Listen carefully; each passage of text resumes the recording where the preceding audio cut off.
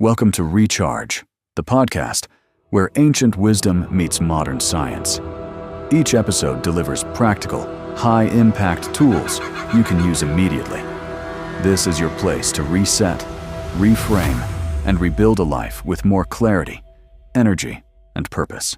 Today I'm going to save you about 5 years of frustration and a few $1,000s in self-help books with one simple truth. You cannot willpower your way out of a bad habit. I don't care how motivated you are on Monday morning. I don't care how many vision boards you've made, and I really don't care about your New Year's resolution. If you're trying to stop doing something without replacing it with something else, you're screwed, and I can prove it. I've spent 2 decades in emergency medicine, and here's what the ER taught me that every personal development guru seems to miss. Nature abhors a vacuum.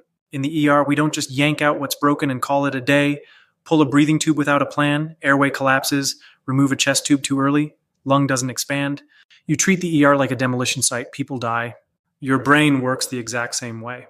That habit you hate, the one you swear you're done with this time, it's there for a reason. And when you try to just delete it without installing something new, you leave a hole. And your brain, desperate pattern-seeking machine that it is, will fill that hole with the first thing it knows, which is usually the exact garbage you just tried to quit. So you doom scroll because it numbs the anxiety. You procrastinate because failure hurts less than trying. You stay busy because if you slow down, you might have to face what's actually wrong. And then you tell yourself you'll just stop.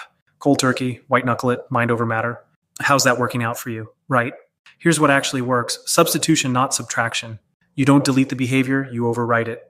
Feel the urge to scroll? Pick up a book instead. Real pages, real words. Give your brain something to do. Procrastination kicking in, commit to 5 minutes, not an hour, not perfection, 5 minutes. Negative self-talk starting its familiar death spiral. Talk to yourself like you'd talk to someone you actually respect, because you're not a punching bag for your own worst thoughts. New neural pathways don't form because you decided they should. They form through repetition, through intention, and through something most men refuse to give themselves, grace. Now here's the part nobody tells you, the part that makes grown men quit. There's a brutal phase between who you were and who you're becoming. I call it the sacred space between. And it sucks. You're going to stumble. You'll catch yourself mid-scroll and feel like an idiot. You'll procrastinate even though you know better. The old pattern will hijack you because neurologically it's stronger. It's had years of practice. This is where most guys tap out. They think struggle means they're not built for change. But struggle isn't failure. Struggle is the cover charge for transformation. Think about physical therapy after you blow out a knee. Those first weeks are hell. The old movement is gone, but the new one isn't there yet. You're weaker, slower, uncertain. Every rep hurts. But every awkward, painful repetition is building strength you'll eventually forget you didn't always have. Your habits? Same deal. So here's permission you probably haven't given yourself. You're allowed to suck at being new. When you slip, and you will slip, you've got 2 options. You can spiral into shame and reinforce the story that you're incapable of change. Or you can look at it like data.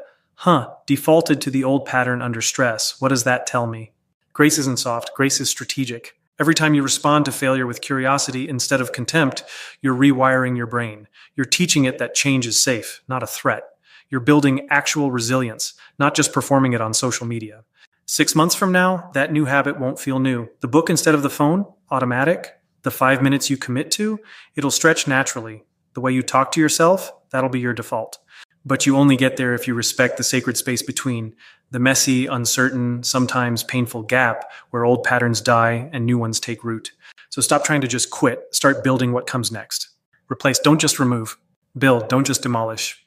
And for the love of everything you've got left to lose, be less of a critic and more of a coach to yourself in the middle. The mountain is you, but so is the guy climbing it. Thank you for spending part of your day to recharge. If this episode sparked an insight or shifted something for you, I'd love to hear what resonated. Make sure you follow or subscribe on your favorite podcast app so you never miss an episode and can keep leveling up your mind, energy, and life.